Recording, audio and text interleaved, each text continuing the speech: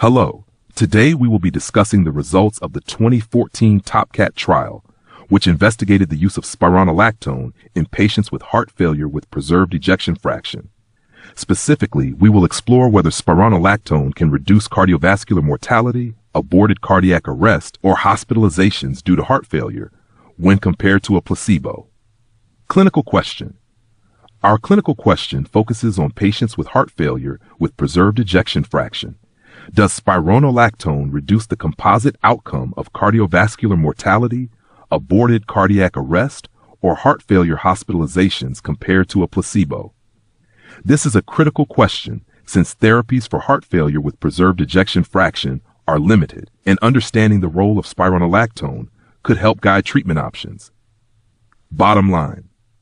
To summarize the findings, spironolactone did not significantly reduce the composite outcome of cardiovascular mortality, aborted cardiac arrest, or heart failure hospitalizations compared to placebo. However, it did show a small reduction in hospitalizations related to heart failure. So, while there were some benefits, the overall effect on mortality or major cardiovascular events was not significant. The efficacy of aldosterone antagonists like spironolactone has been well established in patients with heart failure with reduced ejection fraction, or HFrEF, as shown in the ROSE and EMPhASIS-HF trials. However, when it comes to heart failure with preserved ejection fraction, few therapies have been proven effective. Before this trial, aldosterone antagonists had not been studied in a large randomized controlled trial in patients with heart failure with preserved ejection fraction. The TOPCAT trial was designed to fill this gap, enrolling 3,445 patients and randomizing them to receive either spironolactone or a placebo. Key study details. Let's take a closer look at the study design. The TOPCAT trial was a multi-center, randomized, placebo-controlled trial. It enrolled 3,445 patients, primarily those aged 69, with 52% female participants. These patients had an LVEF of 45% and symptoms consistent with heart failure. They were treated either with spironolactone or a placebo and followed for an average of 3.3 years. Outcomes. Now let's look at the results. The primary outcome, a composite of cardiovascular mortality, aborted cardiac arrest, or heart failure hospitalization, showed no significant difference between spironolactone and placebo groups, 18.6% versus 20.4%. For secondary outcomes, spironolactone did show a slight benefit in reducing heart failure hospitalizations, 12% versus 14.2%, with a number needed to treat NNT of 45. However, there was no significant impact on cardiovascular mortality or aborted cardiac arrest. Subgroup analyses. Looking at subgroup analyses, we see regional differences. In the Americas, spironolactone showed a small benefit, reducing the primary outcome, HR.82. However, in Eastern Europe, no significant benefit was found, HR 1.1. This difference was likely due to poor medication adherence in the Eastern European cohort, as a large proportion of participants had undetectable spironolactone metabolites, suggesting they were not taking the medication as prescribed. Adverse events.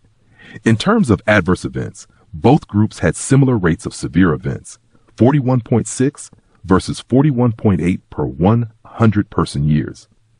However, spironolactone was associated with a higher incidence of persistent hyperkalemia, abnormal renal function, and gynecomastia.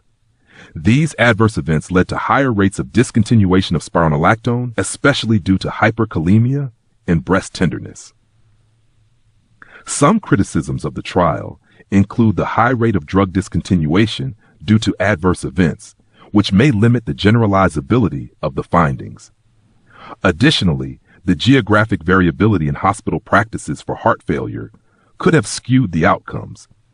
Another concern is the broad inclusion criteria for heart failure with preserved ejection fraction, which use the ACC-AHA definition, potentially including patients who would not benefit from spironolactone. The lack of data on aldosterone levels in participants and the absence of subgroup analysis for myocardial fibrosis are also important limitations.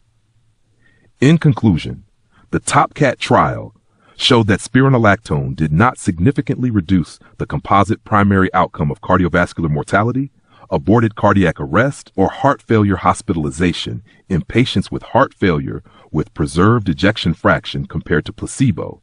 However, it did reduce hospitalizations for heart failure slightly, with a number needed to treat of 45.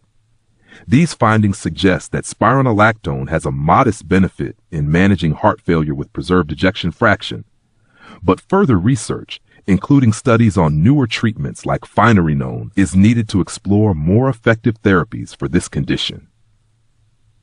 Thank you. Thank you for your attention.